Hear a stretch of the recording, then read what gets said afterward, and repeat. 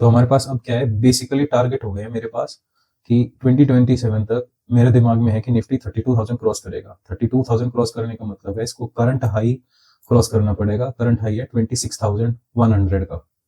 ठीक है, तो ऑलमोस्ट तो बुल मार्केट आएगा ही दोबारा से। अगले बुल मार्केट में मुझे मेरे स्टॉक से तब चाहिए मल्टीपल्स में रिटर्न। तब कोई ये नहीं होगा, निफ्टी तो देगा 30% रिटर्न अपसाइड में, ठीक है, पर स्टॉक्स में तो हमें टाइम्स रिटर्न चाहिए। स्टॉक्स में नहीं चाहिए हमें 10% 20% बढ़ गया स्टॉक्स।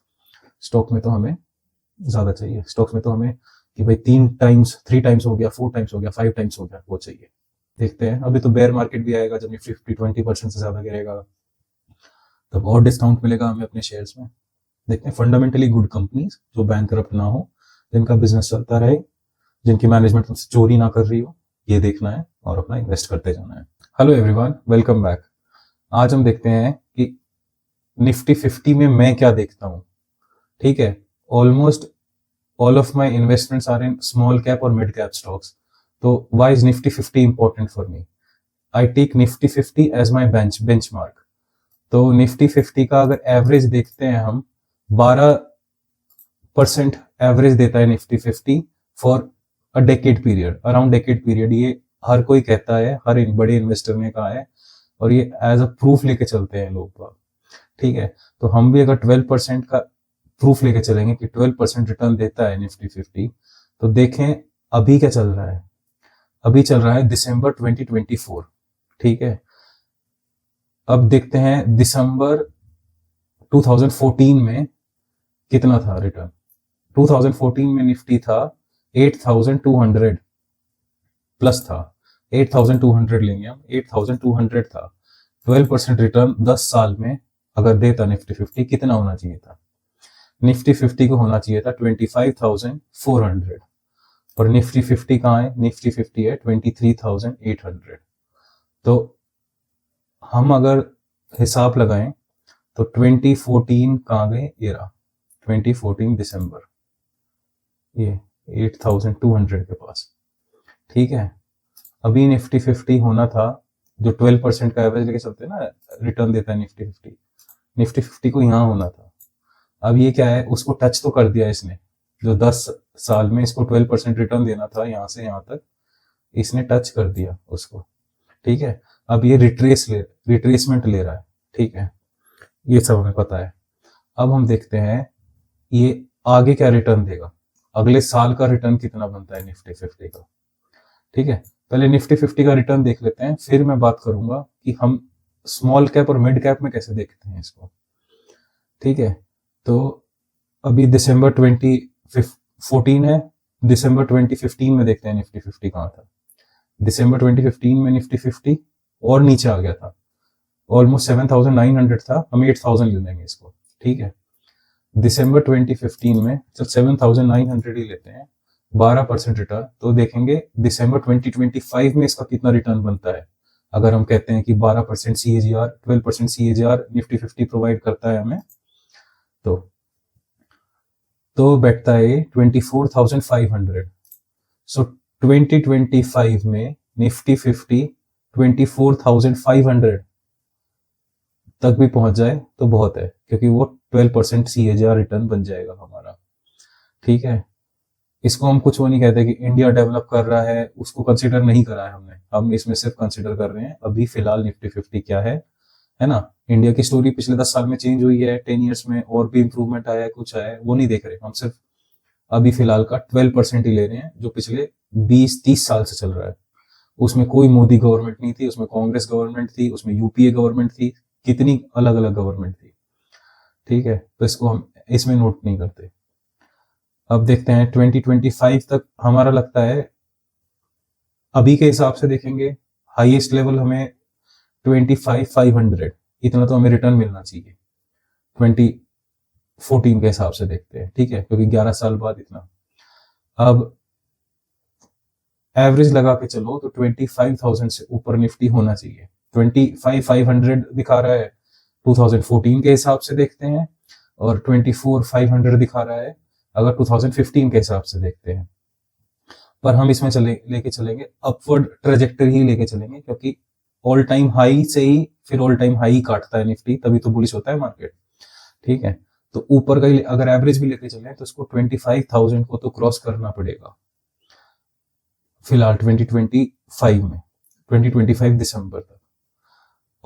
और आगे लेके चलते हैं हम, अगर 2026 दिसंबर 2026 में पहुंच गए, दिसंबर 2026 में दोबारा से 8,200 था, 8,200। इसमें क्या था, 2014 टू 2016 मार्केट ने कंसोलिडेट किया था, तो इसमें वही रेट दिखाएंगे, 25,500 होना चाहिए।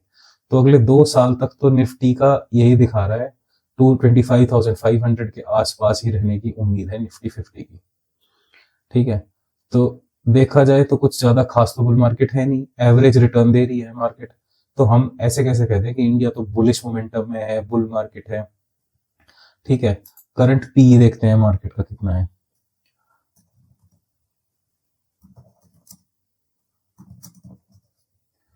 निफ्टी 50 पीई, हाँ, ट्रेंड ट्रेंड लाइन में आता है निफ्टी 50 पीई। तो निफ्टी का ईपीएस चल रहा है करंटली 1090 के पास, ये रहा 1089.7।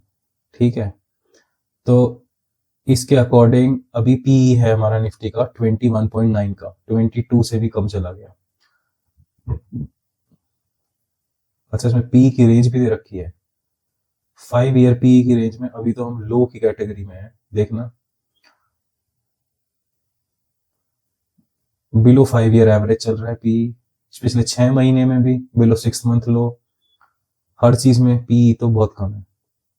अब देखते हैं ईपीएस कैसे, ईपीएस तो डिक्लाइन करा है इसमें इन्होंने, इनके हिसाब से तो नहीं, डिक्लाइन तो कहीं नहीं करा। ये देखो, अगर आप 5 ईयर का ईपीएस देखेंगे, ईपीएस हो गई ये ग्रीन लाइन, ईपीएस निफ्टी का बढ़े ही जा रहा है, up up up up up.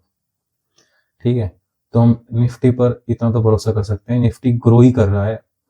Nifty 50 नहीं बढ़ रहा हो तो उसका ईपीएस तो बढ़ रहा है।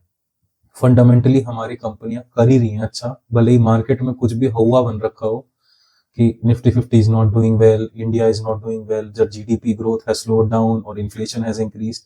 पर जहां से तक भी देखो, अर्निंग पर शेयर हमारी निफ्टी 50 की कंपनीज का लेके चलें तो वो भी काफी है। अब देखते हैं निफ्टी 50 का हमारे पोर्टफोलियो से क्या लेना देना है। सी, निफ्टी 50 यहाँ पे था 2020 2019 में, 2019 में था निफ्टी 50 12,000 के पास। ठीक है, फिर कोरोना आया, कोरोना में नीचे गया, फिर वापस ऊपर आया 12,000, अगले 6 महीने में वापस आ गया था। ठीक है, जब इसने 12,000 वापस आया, उसके बाद निफ्टी 50 और ऊपर गया, हाँ, और ऊपर जाके निफ्टी 50 से डबल हुआ। पर निफ्टी 50 के 2x होने से हमें क्या फायदा हुआ, हमारे काफी स्टॉक्स जो होते हैं ना, स्मॉल कैप होते हैं, इंडिया के स्मॉल कैप अगर देखेंगे तो 10 टाइम्स, 20 टाइम्स, इवन कुछ कुछ तो 100 टाइम्स हो गए हैं।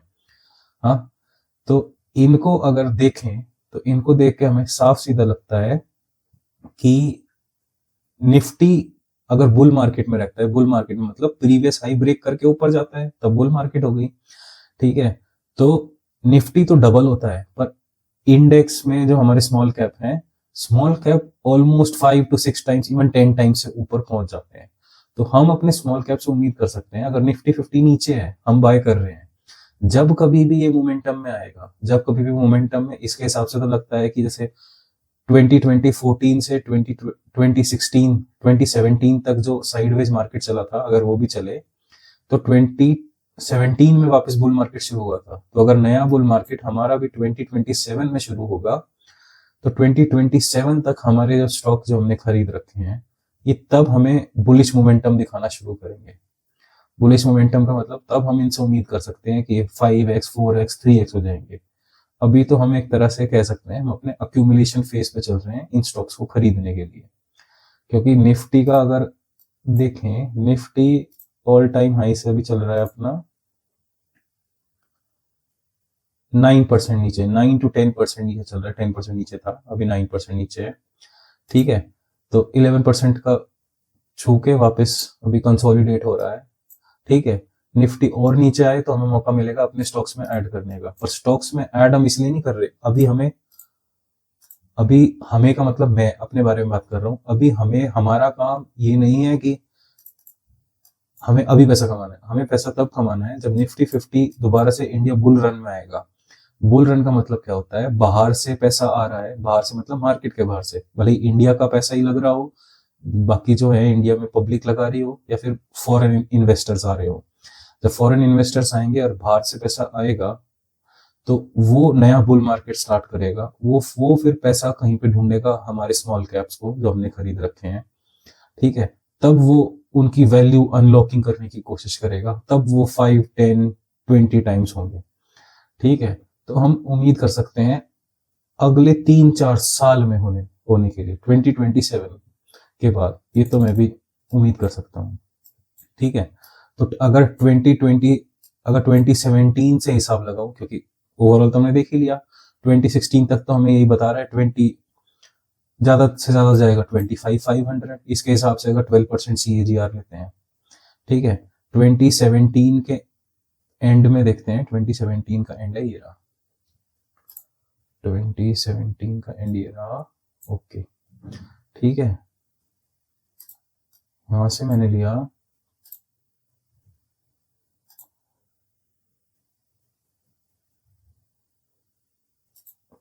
2017 का एंड, देखो 10,500, 10,500, तो 12% अगर देखते हैं, 12% तो बेसिक है, अगर इंडिया अच्छा करता है तो ज्यादा देना चाहिए, 15% भी देना चाहिए 10 साल का रिटर्न, ठीक है।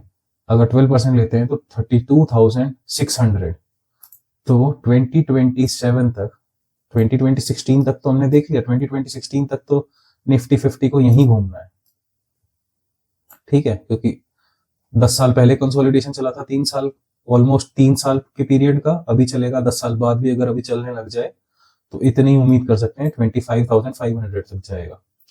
पर उसके बाद 2027 पर हमारी उम्मीदें टिकी हुई हैं कि 2027 तक 32,500 होना है, तो ऑलमोस्ट यहां से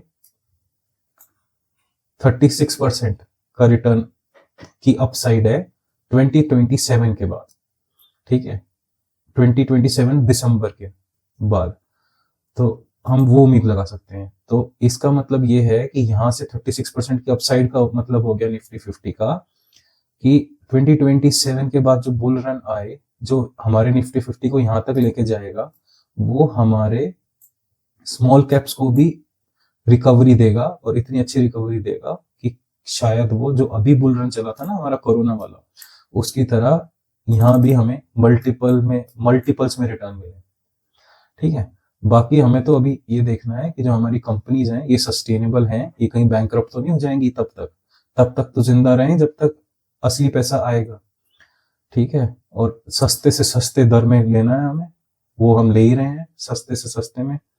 मेरा मार्केट पी ही ऑलमोस्ट मेरा 14 के पास है ना, बाइंग अभी तो 14 या 15 के पास चल रहा है मेरा पोर्टफोलियो का पी, पर अगर मैं अपने स्टॉक्स का जो खरीदा हुआ पी है तो वो तो शायद 12 या 13 के पास है, ठीक है। अभी तो क्या मार्केट ऊपर जाने की वजह से वो पी ही मेरा एक्सपैंड हो गया, नहीं तो बाइंग मैंने तो 12 पी के पास कर रखी है, एवरेज अगर निकालूं सारे स्टॉक्स का, तो ये मेरे लिए बहुत अच्छी बात है। तो यही है कि अगर सस्ते में खरीदो तो तुम क्या है लंबे समय तक होल्ड कर सकते हो कंपनीज को, वही मेरे करने की कोशिश है। और मेन चीज तो मुझे ये चीज ढूंढनी है कि ये निफ्टी 50 जब ये रिटर्न दे, जब ये पहुंचे 32,000 तक, तब मैं इन्वेस्टेड हूं इन स्टॉक्स में 32,500 तक, और तब पता चलेगा कि क्या बोलते हैं, थाली में नमक नमक था या खाना भी था, ठीक है। देखते हैं 32,500 तक पहुंचता है तो अभी तो हमारे पास 3 साल है, 3 साल का अक्यूमुलेशन हो सकता है अभी अगले महीने ही पहुंच जाए 10% रिटर्न, 20% रिटर्न देके निफ्टी 50, पर हमें तो उम्मीद करनी है अगले 3 साल तक होगा, 3 साल तक हमें अक्यूमुलेट करने को मिलेगा इन स्टॉक्स में, जो भी हमारे पास स्मॉल कैप मिड कैप में है entries. Let's see what will happen. Thank you for watching, have a nice day. तो हमारे पास अब क्या है, बेसिकली टारगेट हो गया है मेरे पास कि 2027 तक मेरे दिमाग में है कि निफ्टी 32,000 क्रॉस करेगा। 32,000 क्रॉस करने का मतलब है इसको करंट हाई क्रॉस करना पड़ेगा। करंट हाई है 26,100 का, ठीक है। तो ऑलमोस्ट तो बुल मार्केट आएगा ही दोबारा से। अगले बुल मार्केट में मुझे मेरे स्टॉक से तब चाहिए मल्टीपल्स में रिटर्न। तब कोई ये नहीं होगा, निफ्टी तो देगा 30% रिटर्न अपसाइड में, ठीक है, पर स्टॉक्स में तो हमें टाइम्स रिटर्न चाहिए। स्टॉक्स में नहीं चाहिए हमें 10% 20% बढ़ गया स्टॉक में तो हमें ज्यादा चाहिए। स्टॉक्स में तो हमें कि भाई 3 टाइम्स हो गया, 4 टाइम्स हो गया, 5 टाइम्स हो गया, वो चाहिए। अभी तक के लिए तो यही था, देखते हैं। अभी तो बेयर मार्केट भी आएगा जब निफ्टी 20% से ज्यादा गिरेगा, तब और डिस्काउंट मिलेगा हमें अपने शेयर्स में। देखते हैं फंडामेंटली गुड कंपनीज जो बैंकरप्ट ना हो, जिनका बिजनेस चलता रहे, जिनकी मैनेजमेंट हमसे चोरी ना कर रही हो, ये देखना है और अपना इन्वेस्ट करते जाना है। Thank you for watching, have a nice day.